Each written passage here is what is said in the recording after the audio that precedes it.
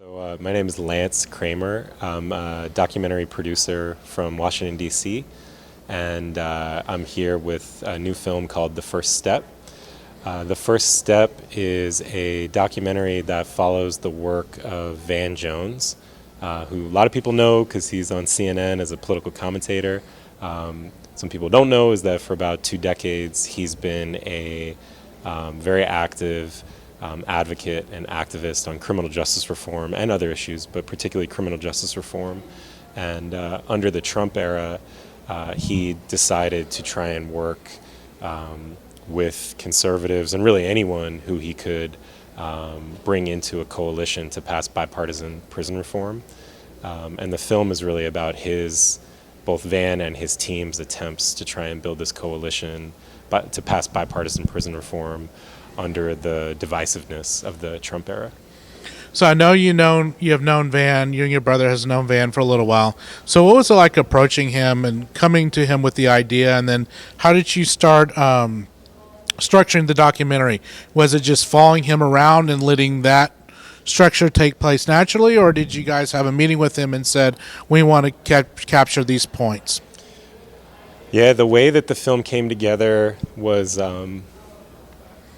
it was either organic or ordained. It's kind of hard to know for sure, but it wasn't like we scripted it all out.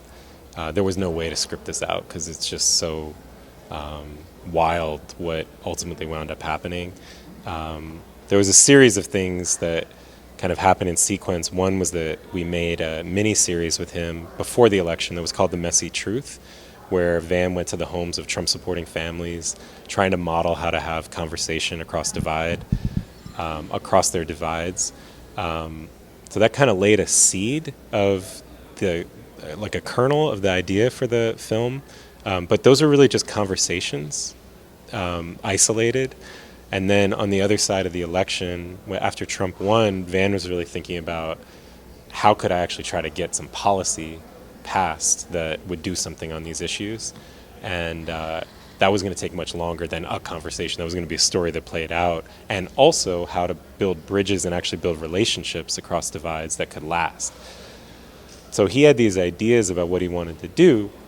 We wanted to tell a story, or he had ideas about what he wanted to do politically. We wanted to tell a story about someone or a group of people who were trying to find some way of working through these divisions. And we told him, he knew what kind of films we made because we had worked together on films. We knew what his activism looked like. And, we just had a lot of honest conversations around what it would look like to try and document this work and the process, not just politically, but also personally. And thank goodness he was really open to letting a camera into his life and into his work during these really sensitive moments. But we had to be very clear with each other about making sure that the camera wouldn't get in the way, because some of these things, the slightest thing that got thrown off kilter could make a whole thing fall apart. So we had to really just be very clear with each other about, what our intentions were as filmmakers and when we could be present and when we couldn't. It was tough, but a lot of trust was established. So with that said, do you think that making this film maybe 5-6 years ago would not be really possible not because of the subject or the content, but because of the equipment? Because the equipment is now smaller. I mean, you can literally shoot probably most of this documentary on a very high-end iPhone. So do you think because the equipment is smaller, you are able to get those more intimate moments where maybe 5-10 years ago that wouldn't be possible? Yeah, absolutely. I think absolutely the equipment was critical. I'm not a gearhead, so I'm probably not the best person to geek out on the equipment, but I can say, but I bought it all. So if nothing else, from a producing standpoint, the line item in the budget for equipment is fractions of what it would have been 5 or 10 years ago. So we could make a film on a scale that it could be seen by, the huge audience without spending an arm and a leg. When we started working on the film, the big conversation at the time was like, should we shoot it in 4K or not? And we had all these should we do it, should we not? we're gonna have to buy more media cards and more hard drives, and it was not clear at that time whether 4K was going to be the thing. But thank God we made the decision to do 4K. But then even then, we started shooting on a Sony FS7, which was small but still bigger once you build the kit out with the Right. lenses and batteries and everything. That even turned out to be too big. And eventually, as we got into more sensitive situations, we were often shooting on a Sony A7 or A7S, and had really just customized this very, very small rig that made it so that, people were conscious of the camera, but you forgot about it really quickly. And that was really essential. How long did it take to shoot this documentary? It took about 3 years to shoot and 2 years to edit. So it was a nearly 5 year process to make the film. What not a lot of people realize is that Van Jones, even though we see him on CNN with the Situation Room and Anderson Cooper and John King, almost every day, every week, is that he is a working professional. And so, tell me about the grueling schedule that he does, because I would imagine that he's taking meetings, and you and your brother are having to sit out in the lobby with the camera crew, ready to be able to pop into a meeting or pop into another meeting he's going to have across town. So talk to me about the grueling schedule of filming this documentary, and his grueling schedule as well, because I've heard that he gets up early in the morning and just goes and goes. Oh yeah, Van's schedule, I've not met another person who has the kind of work ethic and schedule that he, even through COVID, has maintained. It was extraordinary. He when we first met him, he used to joke to us, like, you'd ask, like, well, where do you live? And he's like, well, I live in a suitcase, or I live out of a suitcase, or I live in a hotel room. And I'd be like, yeah, I've like, whatever, you're probably just trying to impress us. And then got to know him, was like, no, you actually do live out of a hotel room, because he was literally in a different town, sometimes multiple towns a day, for years on end. It wasn't just while on tour. It's like he had been maintaining that schedule for years, particularly during the time period that we filmed with him. He'd be, within the course of a day, he'd be on TV, he'd give a speech at a university, he'd go meet with politicians, he'd go talk to kids, he'd go to a prison. Like, that could all happen in a day. And we, originally had to almost just figure out, like, he's doing so many things. We can't possibly, and 99% of them are interesting. So we had to also just figure out, like, what is it that we're trying to focus on for this story, and not almost get drawn into all these other interesting, fascinating things that he's doing, but just try to focus, which was very hard to figure out, because that really forced us to figure out what kind of story we're trying to tell. And then trying to figure out how to be there for those moments was really difficult logistically.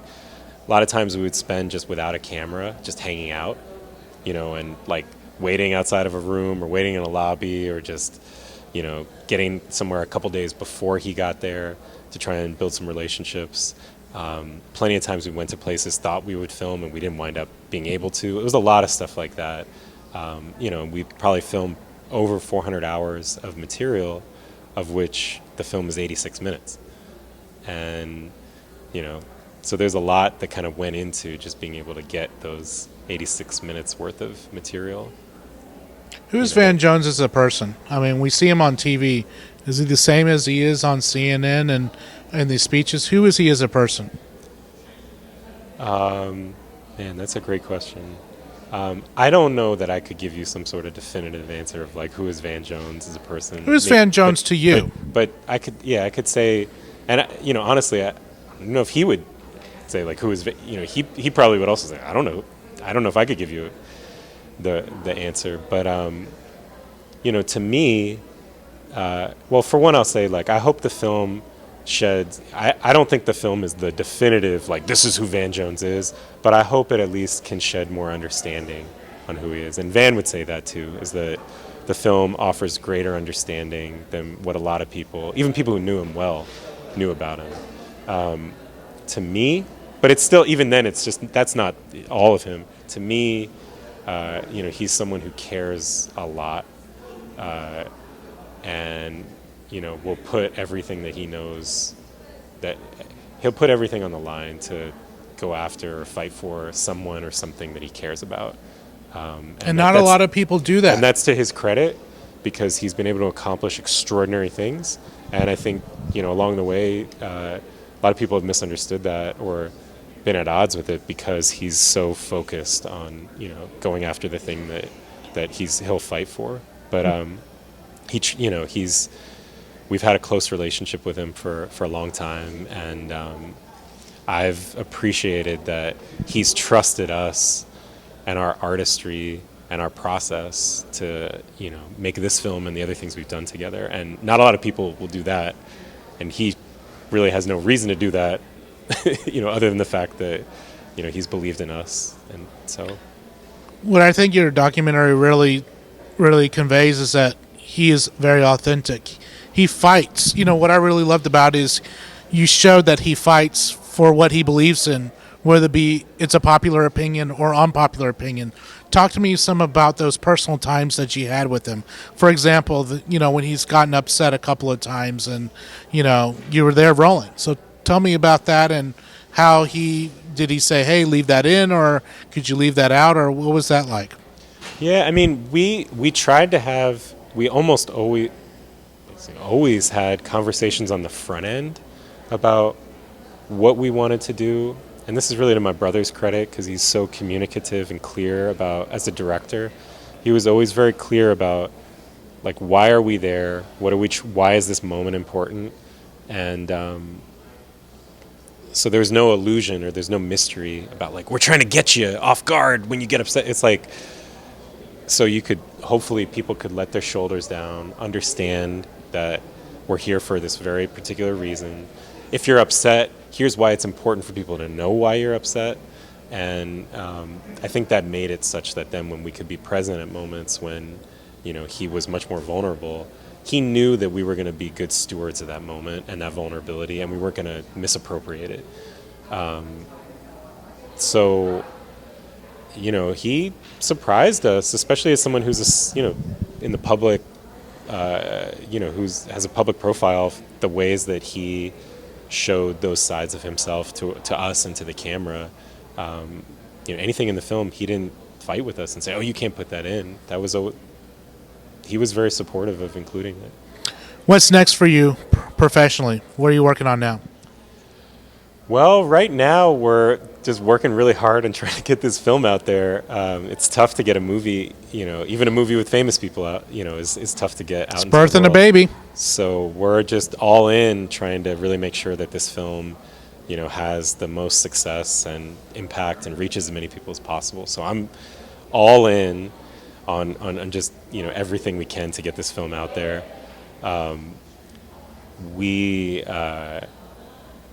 Looking ahead after this process, my brother and I have been developing some scripted ideas that are connected to themes we've been exploring for a long time, but in a scripted space. We've been thinking about that. This is another way to tell stories. And I'm also looking at trying to help out some friends, whether it's like through consulting or just advising or maybe executive producing, to help them get their films off the ground that they've been developing during COVID and have been running into some roadblocks trying to get off the ground, and see if there's some things we learned along the way of making this film that could be useful to them. So, congratulations on such a great film, and thank you for bringing it to Bentonville and our audience here. Oh yeah, no, thank you. It's honestly, it's been it's been a real privilege. It's been so much fun to be here in Bentonville. It's my first time. When I found out that we got accepted, I was like, I'm coming. I don't care. Come hell or high water, I'm coming. And, for us, I live in D.C. I have not gotten out much over the past year and a half. And so to be able to get out and, be somewhere that's not home and still be treated like it's home is really a real privilege. And it's kind of why we do this in the first place.